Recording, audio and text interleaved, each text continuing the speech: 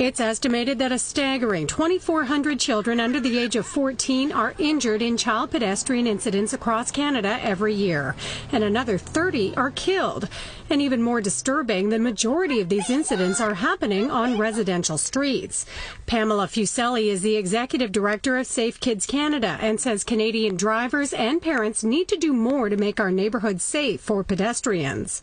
Child pedestrian injuries are a main cause of death and hospitalization to Canadian kids, and we know that they're preventable.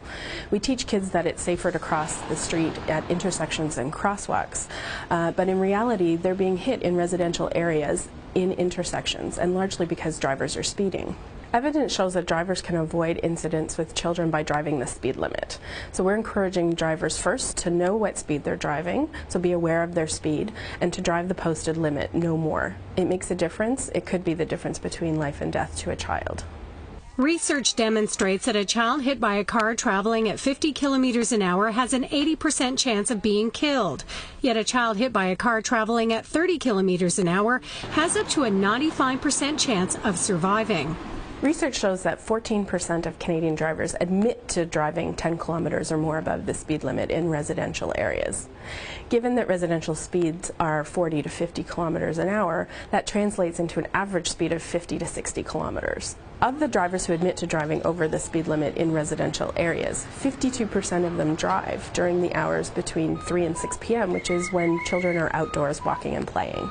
As part of its 2008 campaign, Safe Roads, Safe Kids Canada is encouraging Canadians to take part in the Community Pace Car program. We're asking drivers to slow down and drive the posted speed limit in residential areas. They can sign up to be a community pace car, and by doing that, they become mobile speed bumps, ensuring that the traffic around them also slows down. The more Canadians who do this, the safer the neighborhoods will be.